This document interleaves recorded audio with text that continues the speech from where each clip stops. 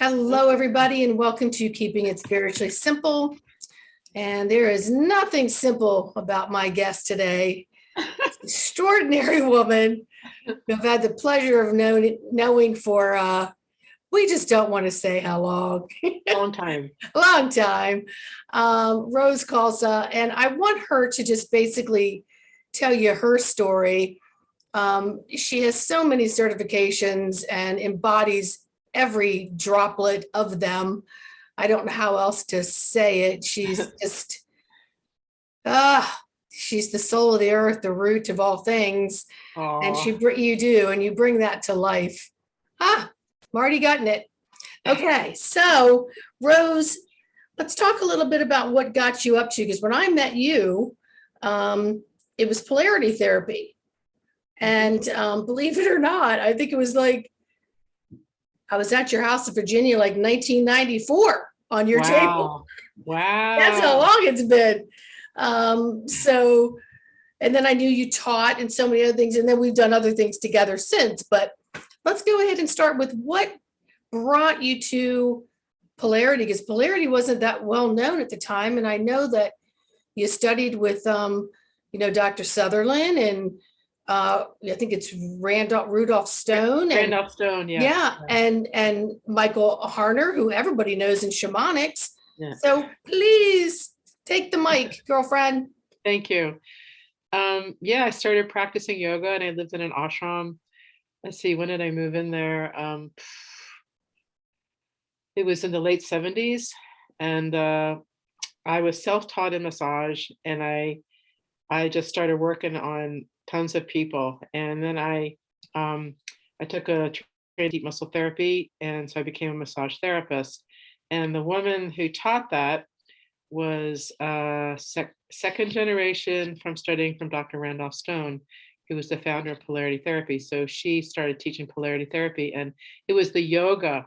Like all people would come and I'd work on them, and I kept feeling like it was a Band-Aid. Like I wasn't really helping them to be healthy and to be healed. They would leave feeling relaxed, but they come back with the same problem. So that's when I studied the 2-year training in polarity therapy. And as soon as it was done, I said, I am teaching this. I am going to master this trade, because the way you master something is to teach it. And that's what happened. I just started teaching it, and I started seeing how I could improve myself. And I kept going back to Dr. Randolph Stone's books. His volumes are unbelievable, volume 1, volume 2.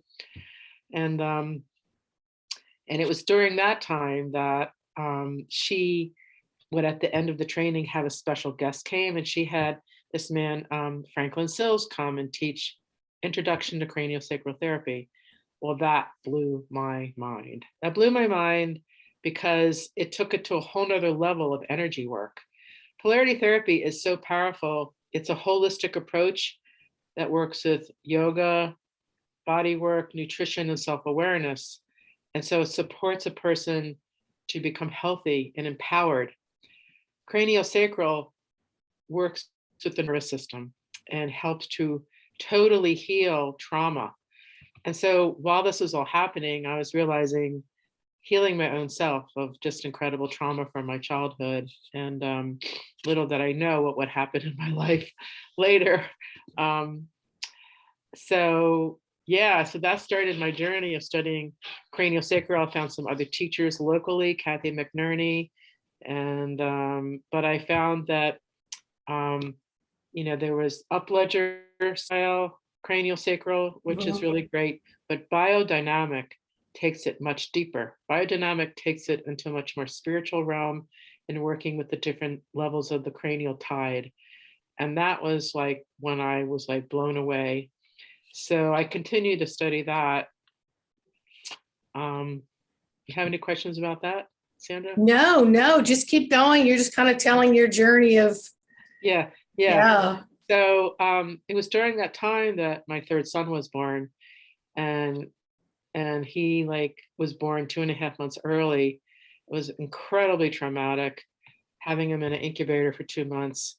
And that was that time I became suicidal in my postpartum depression. And somebody told me of a shaman, Sue Greer, who lived in Reston, Virginia. And they said, you should go see her. So I went to see her, and she looked at me and said, oh my God, Rose, you were totally out of your body. I don't know how you function. And I'm like, how could that be when I've been doing yoga for 25 years? And I was like, well, it makes sense because all they focus on is the upper chakras, you know, they don't focus on the earth. And I realized I had never felt my earth chakra. It's like, what is my earth chakra? So that was a huge aha. So starting to study with her, I began very interested in shamanism.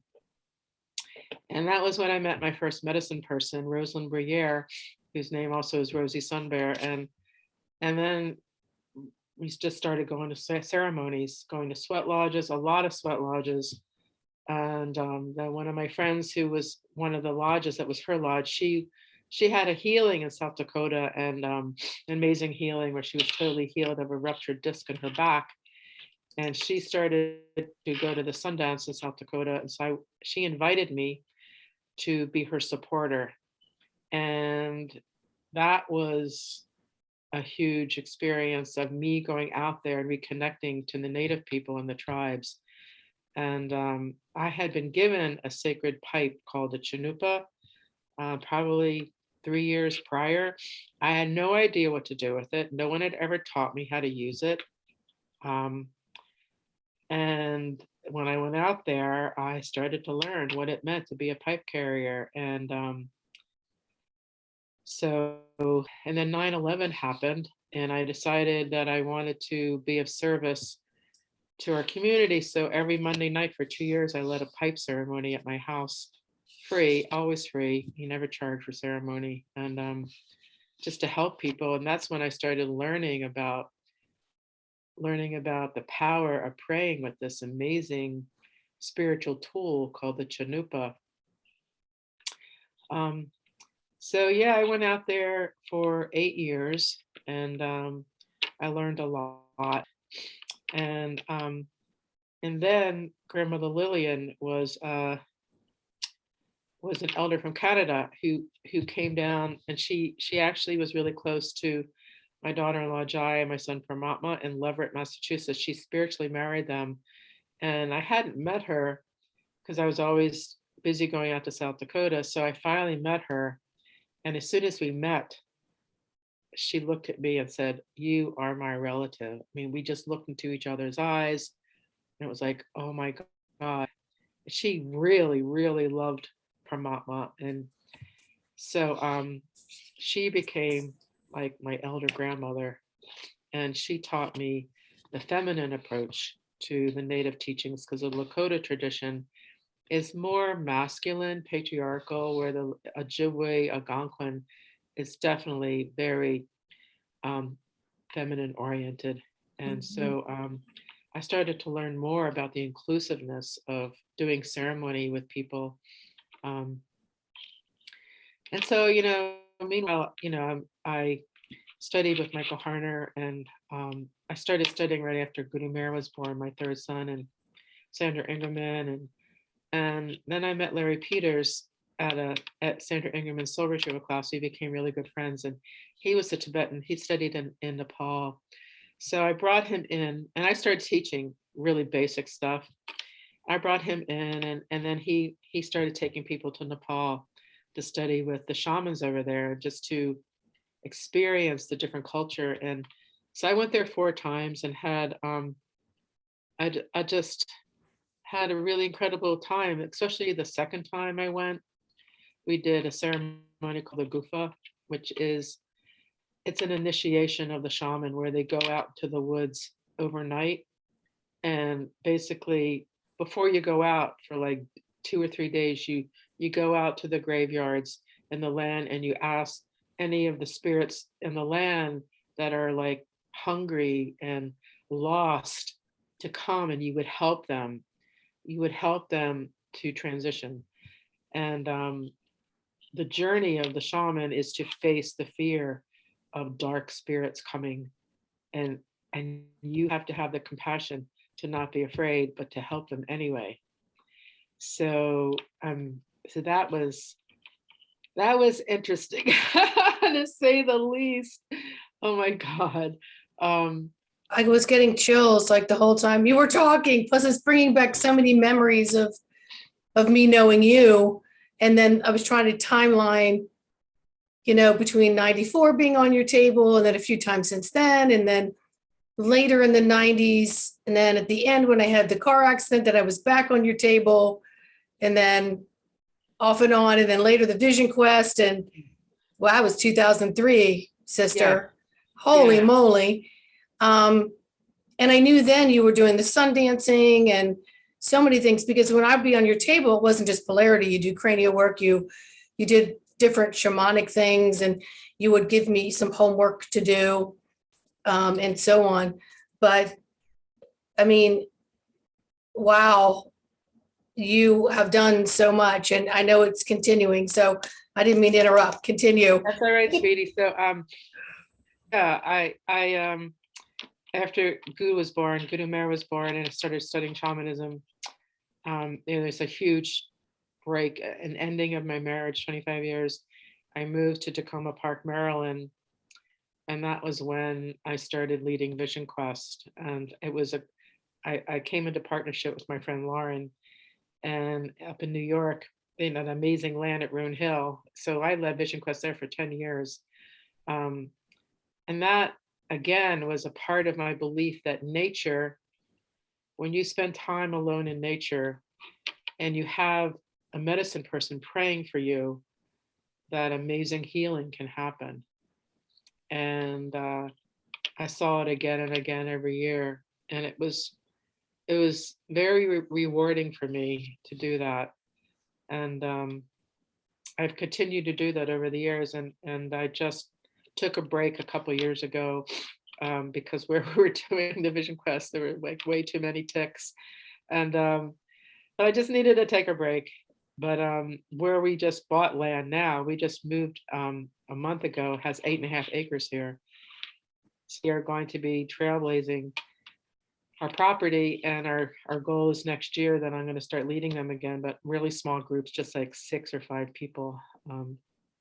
Yeah, I think when I attended, Isabel hit DC, and I was totally prepared. And then the morning of, we still had no electricity, and I was like, started to chicken out. And I called you, and you were like, well, we're leaving. And, and then I'm like, yeah, I forgot. My Suburban is one of the driving cars. So I really can't not do this. So it was quite the week and quite the experience. And you hold sacred space for all of us going through so much processing. And if anyone has done anything where you've had to hold space, it takes a lot of inner discipline to just be focused and not have any outer distractions and disruptions. Your goal is to be there for the hearts, the souls, the spirits that are there in that space. And you did an amazing job of that. Thank you. I can't believe it's been 20 years, because it had such a profound, experience for me to go through. And each year, I still think back about it was my birthday. I can't forget it, because, that we did it, but it was such an amazing experience in New York, and the property, it was amazing. I don't know what they're doing with it now, if Lauren ever bought it. She sold it. Somebody else lives there, but yeah. So so now you've moved, and you've got 8 acres, and 8 acres, and so yeah.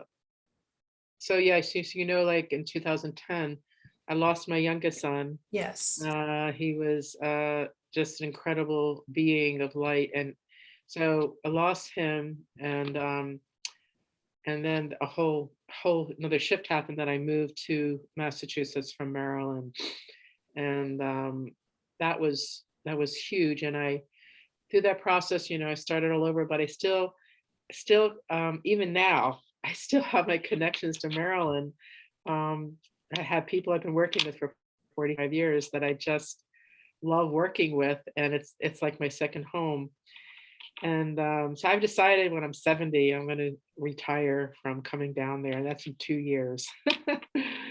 So how did we get here? I know. But I feel really young. Actually, I'm probably more healthy now than I've ever been in my life. So what has evolved over the time is teaching biodynamic craniosacral, but I call it biodynamic visionary craniosacral because I combine my shamanic perspective into how I work. And I'm just teaching really small classes. I call them apprenticeship classes of like anywhere from 4 to 8 people. So I have one in Maryland that's already full, and I have one up here that's I'm just starting to promote, and that's going to start the end of May. And it's nice because it's like every other month, so people can afford it, and it gives them time to practice.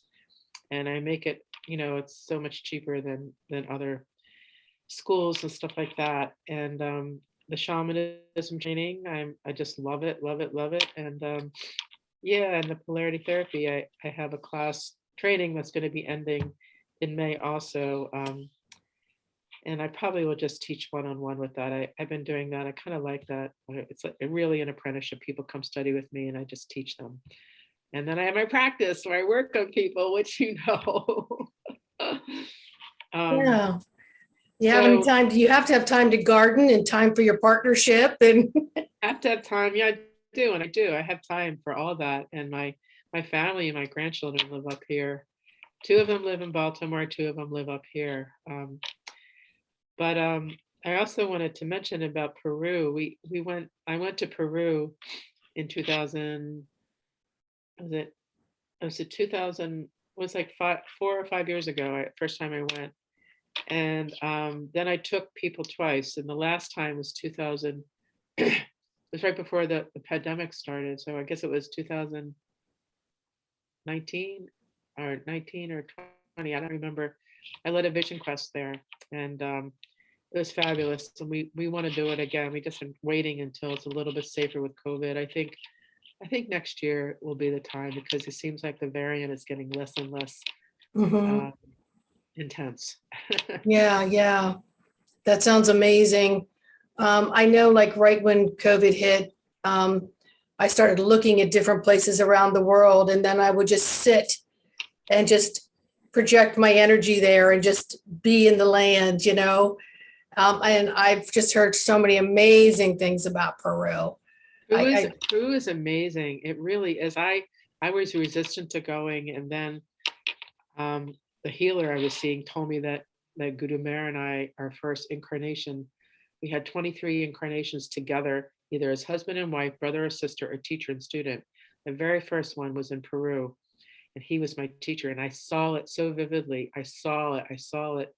And then I knew that for me to heal the grief of his loss, I would have to go back to where we had first met. And that's what I did. Mm. I went to Ozangate, this incredible mountain. It's the shaman mountain of Peru. And I had the healing I needed.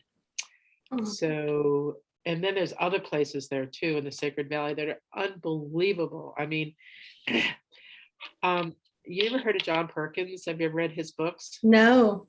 Oh, he's so cool. He's another healer shaman, and he took some of his students to India, and he wanted to meet the Dalai Lama. So they were in Dharamsala. They were supposed to be able to meet him, but for some reason it didn't work out. So he's kind of disappointed. So they're all leaving, and they're on the airport. He walks in, but His Holiness with his entourage. And he's like, and then he sees that the Dalai Lama is reading his book. He was reading John Perkins' book. So John was like, oh my God. So it ended up that John Perkins and His Holiness were sitting together on the airplane. So you can't make this stuff up. I know. So they end up sitting together. And so they had this long conversation. And so John asked him, said, like, who is the next Dalai Lama going to be? And His Holiness said, well, to tell you the truth, the spiritual energy in Tibet has now moved to South America. And he said, where? It has moved to Peru. That's what he said, to the mountains of Peru. And he said, and I'm pretty sure the next Dalai Lama is going to be a woman. And then he said, he just started talking about how, so many of the religions, especially from the East, are very, they put down women, and women don't have the same status as the men. He goes, that is not good. That is not working anymore for our planet.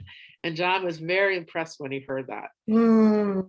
So when we went there, we felt it so strongly. The mountains were called apus. The apus are just, it's hardly, it's not a word to describe them, the energy. So yeah, so we hope to go back. Glenn and I want to go back just for ourselves, but we want to be able to bring people there to do healing. Yeah.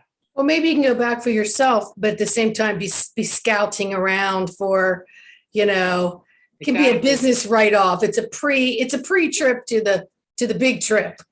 Yes, exactly. Because we connected with some people that are now like our brother and sister that are shamans over there. They're Quechua shamans, and they're, you know, we want to go and connect with them. And I want to find a better place to do the vision quest, because the place that we did it was really awesome, but the altitude was a little bit too high for people. So yeah. So all of this, when did you find time to, I know you had been writing the book and then, you know, the Bone Mother, your memoirs. So could we speak a little bit about your book? Yes. So interesting enough, I started writing it right after Gurumer died, and it just like wasn't flowing. And then and then when I came here to the Berkshires, I had this Vedic astrologer, and he looked at my chart and he said, you know, Rose, your karmic destiny on this planet, this lifetime, is to learn how to transform grief from loss of children, and how to transform that grief into compassion for others. So when he said children, I'm like, he didn't say child. And I'm thinking in my mind, I was just like, what is he talking about, you know? And so, yes, so 2019 in November, I lost my other son, Pachamama, to a tragic car accident. And it was right after that that COVID hit. And as soon as COVID hit, as soon as Pachamama died, like the January, I just started writing, and I was like, every day, it was like I just knew in some way that that cycle was finished. So the whole first year of COVID, every single day I wrote at least a chapter a day, and I just wrote it. I wanted to get it done, and I finally got it done the end of last year. And I just, now that it's published and done, it's like, whew, I'm glad I'm finished with that book now. I'm gonna have two more that I'm getting ready to write that are not about that process at all. So when you were writing, I mean, I personally cannot imagine. I just cannot imagine. Brings me to tears just to even think about it. And if I had to sit down and write about it, I think all my papers would be wet. And I think my computer keyboard would be soaked and destroyed. I don't know how you did this. I think that because of who I am and the ceremonies that I've done, and a lot about the book is about my journey from being a child, not feeling like I fit in my household. I felt like someone had left me on the doorstep of my parents' house. My siblings are so different than me, and even my parents. But my mother, even though, you know, she always taught me to love everyone. It doesn't matter the color of their skin. And my father was that way too. But I started doing yoga when I was 18, and that's when I moved in the ashram. That's when my life changed. I began to learn about the Dharma. What does the Dharma mean? And I started to see that I had a gift with prayer. You know, what did prayer mean? Prayer, you know, I was raised Catholic. It doesn't mean going to confession or going to the sacraments or reading from a book. I started realizing it was something in your heart, you know. Mm-hmm. And then when I started learning about shamanism, and then, you know, I started, you know, I was looking for a Buddhist teacher, and I found a teacher who's the tradition BONE, BON, Tenzin Wangyal, unbelievable teacher, so compassionate, so neutral.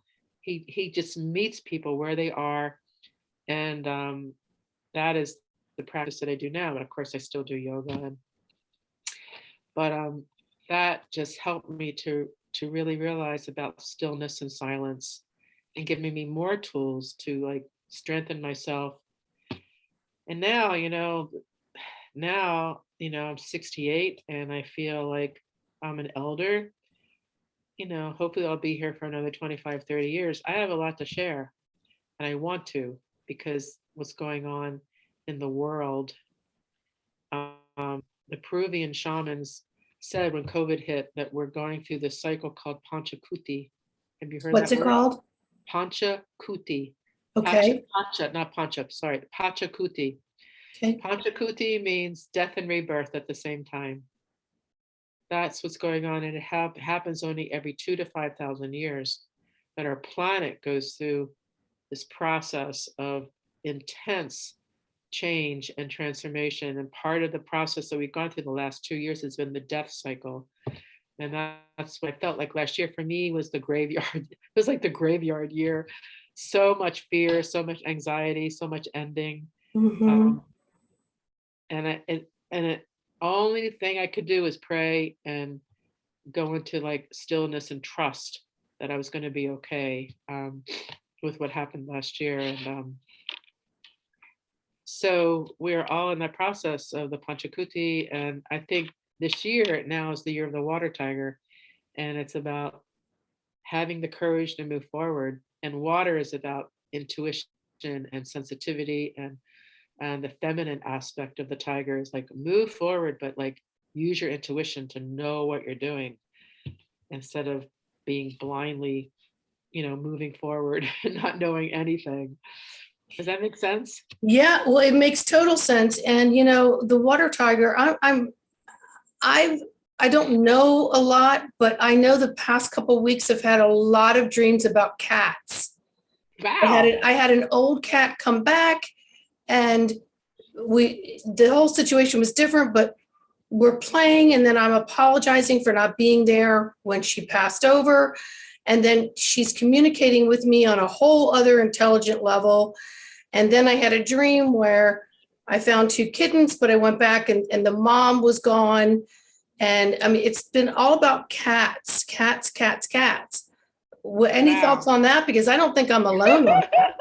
That's so awesome. Well, you're Yeah. just tuning into what's going on for you in this year. It just started. The Chinese New Year just started. I think it was the end of January. So yeah, you're feeling it, girl. Yeah. And I live by my intuition. So the thing for me is I try to understand things through my linear mind. So it can really create some unnecessary stress, but then I don't seem to stop the gerbil wheel. Sometimes I get in there and show my gerbil wheel skills by going in reverse and then oiling it. It's like, Yeah. Why do I do this to myself? And then, my gift of sight has come about in the last couple of years. So I see a lot being done on the other side, but I don't have the clear audience to explain it. So I feel like I'm talking to them and guessing all the time till I just get very frustrated. And then I surrender and just allow them to show me. And then I get frustrated again. And so the year of rebirth, I'm ready for it. I said a number of years ago, I think I've had a few things this lifetime that leads me to believe that I've been the caterpillar and I've gone into the cocoon on many occasions. And I think it was 2017 or 18, someone asked me, well, you've transformed, you've gone through this transfiguration. Where are you going? I said, I'm just kind of hanging outside of the cocoon, looking around and seeing where I want to go. And nobody had ever really heard that answer before, but it just is what came up. Yes, So, yes. But since then, I think I've gone back into it more than again. And then this year, I feel like as much as things have felt like it's not moving, like the world is very stuck, I feel like I've done my work and I'm at the finish line, but yet a new starting line. And then I'm not sure how to be comfortable. Yeah. I think a lot of people feel that way. Yeah. You're not alone on that, sweetie. You're not. Yeah. Well, any advice for all your viewers out here who are listening right now about this time of rebirth? Well, I think I like to listen to my elders, and they have talked from the very beginning about not getting caught up in watching the news, Oh, yeah. and not watching the news because a lot of what says in the news is not truth. It's not truthful. So much fear. I kind of pissed is putting it mildly, of not from the very beginning talking about the things to do when you have COVID. Like I got COVID the end of December, and I knew I had everything there to take. And within 5 days I was better, even though, it took probably another week to keep resting. But they're just starting to talk about vitamin D. It's like, hello, how about vitamin C, quercetin? How about zinc? How about doing the steam with eucalyptus oil? How about, neti potting your nose? And I mean, Hmm. there's so many things that they could talk about, and keeping your immune strong throughout all this time, doing immune herbs for your immunity. Um, but the elders say that instead of going into the hole of judgment, because there's the people that are like the anti-vaxxers and the vaxxers, just like fighting about each other. It's like, oh my God, that's another, kind of a dark fear place. Yeah. Don't go into the hole of fear. Don't go into the hole of judgment, and don't go into the fear. And to instead to open up more to service and to helping others, and compassion, and working on yourself spiritually, being in nature, helping others. So many people have come forward, especially people in the healthcare field, to help other people, and people coming forward at the very beginning, making food for people and making masks for people, and just like helping. That's what we're supposed to be doing, Yeah. is helping each other, but not getting caught up in the fear and the judgment. Um, and we're just starting to come around. So we have one more year. I don't know if you know about the planets, but Pluto is the planet of death and rebirth. It's been in Capricorn now for, I think, 15 years. And Capricorn is Earth, so it's about the structure breaking down, everything breaking down, and it's been horribly painful. So in 2023, next year, Pluto moves into Aquarius, which is about collective consciousness and the new way of being. So in a way, it's like you can't hold back. It's just happening. So get yourself ready. Yeah. Yeah, yeah, Yeah. When you were saying about the news and things, do you remember Dale O'Brien? of course. Okay, so Dale was doing my charts, astrology charts, I guess probably 92, 93.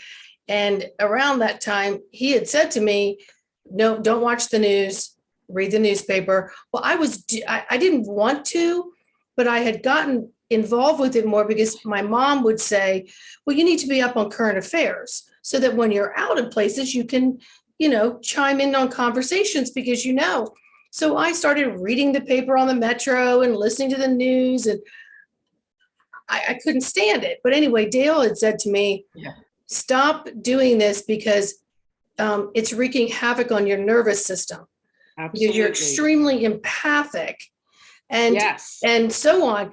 And I remember that. And from then on out, I do not. And every once in a while, I will see it and I'm able to completely detach from it, right? But there are people out there that are addicted to it because all the Yes. information is outside of them.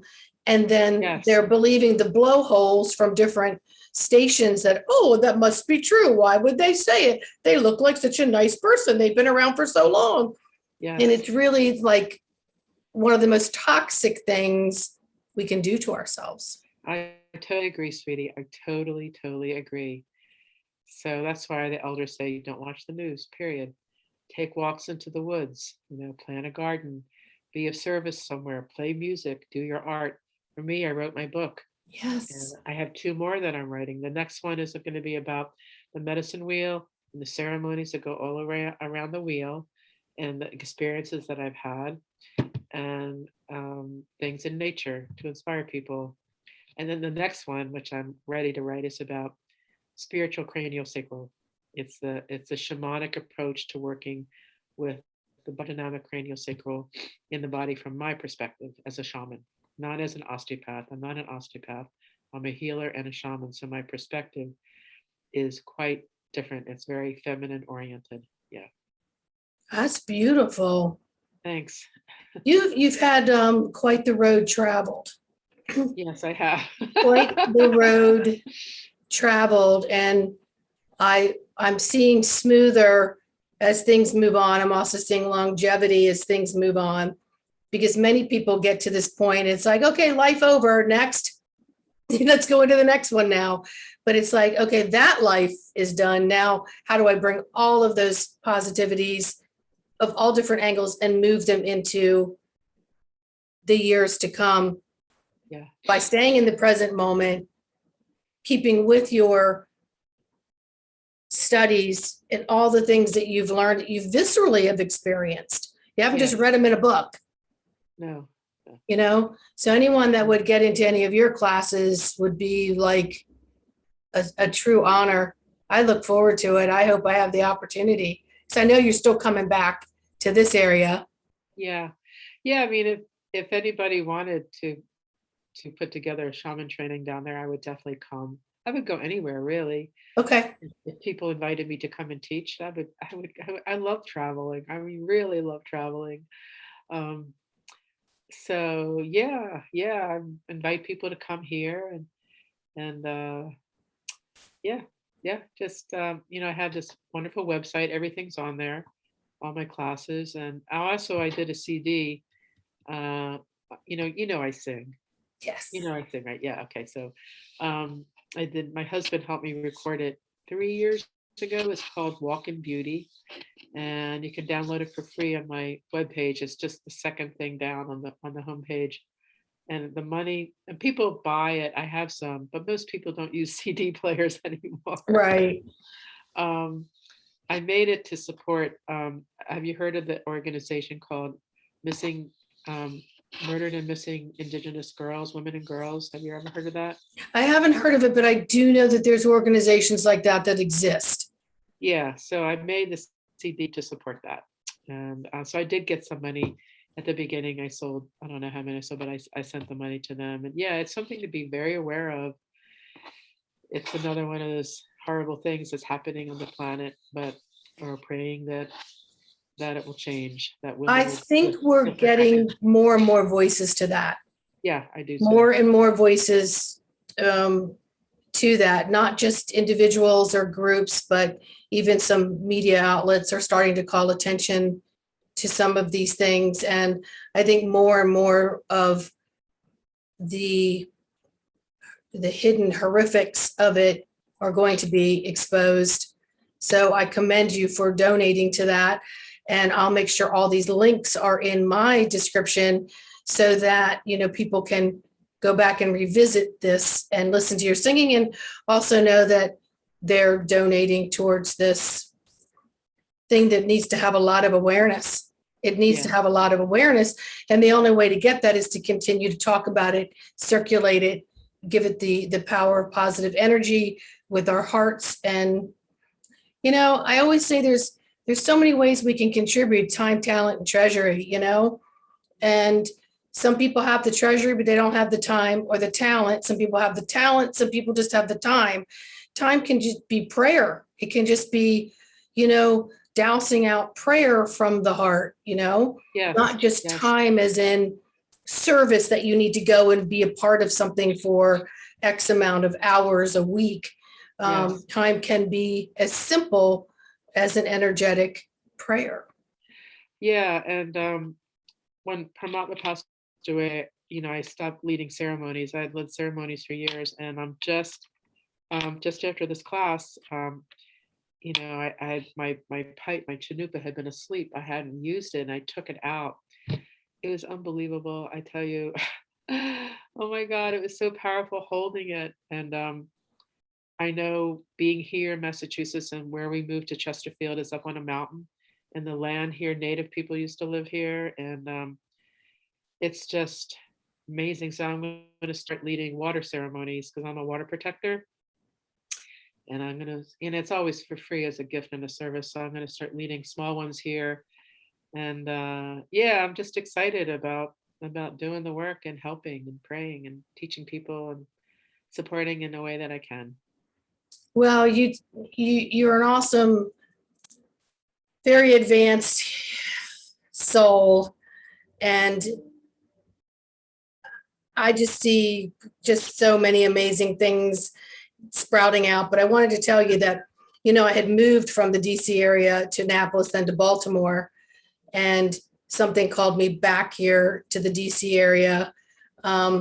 I thought it was just going to be temporary. I sold everything, had my bags packed, staying at a friend's house, thinking, okay, where are we going? What are we doing? I've got, you give me the word, I'm ready. And so it's taking, months have been ticking by. And I'm like, hey, wait a second. I didn't think I was going to be here this long, but I'm here also to anchor more energy in, but then also meeting more people, because more people in this area are starting to awaken. And I think I'm supposed to be here to help guide them. So as I get reconnected and connected to new, I'd love to be able to organize having you Thank you. teach a class. Wonderful. Great. Awesome. Yes. And I mean, you're a master. Oh, you're so sweet. No, you are. You are. And anyone that will take your courses or be graced by being on your table, they'll feel that. They'll feel that, Thank you. No, whoo, it's powerful. And the whole time we've been talking, I've been like, woo, these just energies, and my whole electrical panel's been, and I'm like, and the orbs have all been here. And I'm like, I don't want to get distracted looking at y'all, but I know you're here. Thanks. I'm trying to listen to Rose. Stop. You're so cute. So I think a lot of our relatives from all these ancestor lifetimes are all kind of like around you and around me going, yes, get this going, girl. Oh, you're so cute. Oh my God, it's so funny. I don't think I've changed a bit. I still think I'm just I have a whole comedic team up there. That's so great. Oh my Yeah, God. I'm so glad you're doing this. I'm so glad you're doing this, and I hope it brings you great success. And everybody that you interview helps people get inspired by listening. Well, that's the whole thing that Spirit brought this about. I'm in total trust. And, like I said before we hit record, is they tell me who to invite. I haven't had anyone deny me yet. Yeah. But it's just a selected panel. They're like, okay, call them. And I'm like, I don't know them. How am I supposed to? And somehow we wind up connecting and then doing one of these. But it's all, I think when you follow your true spirit and your authentic heart, just things just begin to unfold in ways that connect you to the mysteries of life. Yes. Yes. So I'm going to have your links here, but if you will please tell our viewers what your website is and, anything that you're offering right now through the website, meaning your services. My website is rose@polaritycenter.org. Okay. And I do remote work, so people can make an appointment for a remote session. And I mostly the shamanic work, the soul retrieval, and any shamanic work is done very, very well remotely. And then the polarity therapy, I'm finishing my training soon, but for years I did one-on-one where people would just come for, if they live locally, they'd come for a day. If not, they'd come and stay for 3 to 4 days doing an intensive and study with me. And then I have this craniosacral starting the end of May 21st, 22nd. It's every other month, and it's at a retreat center, and people can stay there at a very reasonable price. It's an Airbnb also. And that'll be on your website as well? It's on the website, yeah. Okay. It's on the website, yeah. Everything's on there about who I am. I have articles I've written and things like that, and also my bio, my blog, talking about my journey with my sons. But Yeah. Yeah. And then my book, The Bone Mother. The Bone Mother. I loved the title. The title Yeah. is, I mean, when I think of you, I think of like the dual area, because like I think of you as the marrow, Yeah. because you just you just embodied everything that you have done. And I remember when you were teaching polarity in DC, it was like, I mean, I hadn't even gone to massage school yet, actually. That was 96, I think. But you were teaching that, and you were just so like just all about it, everything Yeah. that you've done.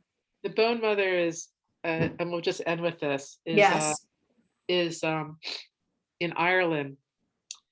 There's a place there called La Crue, and it's a sacred cairn, a huge. It's been there forever, long time, and it's up on this big hill, and it's known on the land that inside this cairn, this huge place, a spirit lives there, and that it's a woman, and that at night she goes out and she transforms herself into a wolf, and she gathers all the grief and all the pain and all the suffering on the land.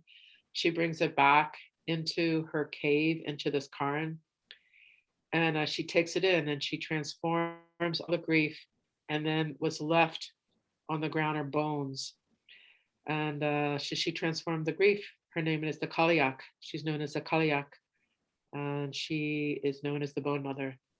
Mm. So I realized, after Gutamera died, 2 years after he passed, I took 3 women to Ireland because I wanted to take my friend Marie Rodriguez there. So we went, and when we went there to La Crue, it was so powerful. I had a total meltdown. We were like outside the cave, the cairn, and there were a couple stone circles, and I was sitting there, and all of a sudden I just like started weeping, like wailing, because it was like all my grief in my heart on my son. And Marie is there with her rattle. She's rattling over me. She goes, Rose, you're the Bone Mother. And she's rattling and rattling over me. And I could just feel all the pain like leaving. And I know when she said that, it was true. It was absolutely true. And I just was like, so yeah. So anyway, That's amazing. Amazing. yeah. Well, everybody, I'm going to have Rose's information all in the links, and Rose, stay put while I stop the recording. But I would like for everyone to go to her links, look into her website, see if something is calling to you. I can't imagine that it wouldn't be.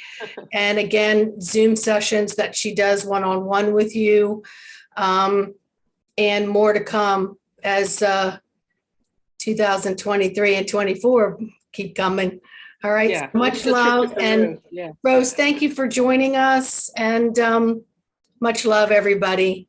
Bye. Thank you, Andy. Bye.